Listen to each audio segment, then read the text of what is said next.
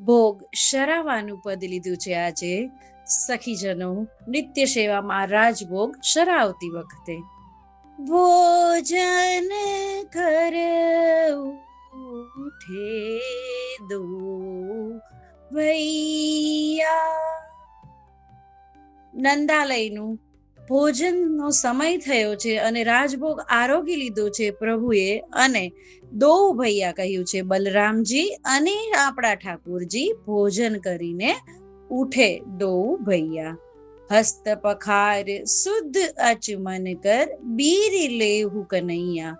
ત્યારબાદ ભોજન ઉઠ્યા પછી હસ્ત પખાર, હસ્ત શુદ્ધ કરે છે, સ્વચ્છ કરે છે, સાફ કરે છે, અને શુદ્ધ આચમન કર, આચમન કરીને બીરી લેહુ કનૈયા, બીડી આરોગાવે છે શ્રી કૃષ્ણને યશોદા મૈયા, અને લાલ બીડી આરોગે છે. માત યશોદા કરત આરતી પુનઃ પુનઃ લેત બલૈયા. રાજભોગની આરતી આવે છે, માતા યશોદા આરતી ઉતારે છે, નજર ઉતારે છે, અને પોતાના લાલનના શ્રીમુખ જોઈ અને પુનઃ પુનઃ લેત બલૈયા, ખૂબ ખૂબ બલાઈઓ લે છે, ખૂબ ખૂબ નજર ઉતારે છે, અને કહે છે કે મારા લાલને કોઈની નજર ન લાગે. પરમાનંદ દાસ કો ઠાકુર વ્રજજન કેલી કરૈયા. પરમાનંદ દાસજીની રચના છે. પરમાનંદ દાસજીને આ લીલાના દર્શન થઈ રહ્યા છે અને કીર્તન રચાઈ રહ્યું છે.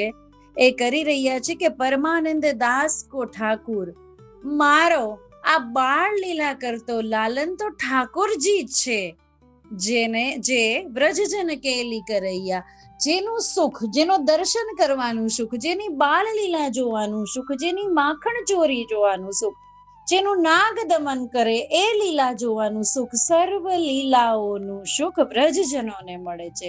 એટલે કેલી એટલે આનંદ. વ્રજજનો પણ આ લીલાના દર્શન કરીને કેલી કરે છે, અને શ્રી ઠાકોરજી કેલી વ્રજજનોને કરાવે છે. એવું રાજભોગ શરાવતી વખતેનું સમયનું પદ. ભોજન કર ઉઠે દો ભૈયા. શ્રી ગોવર્ધન નાથ કી જય.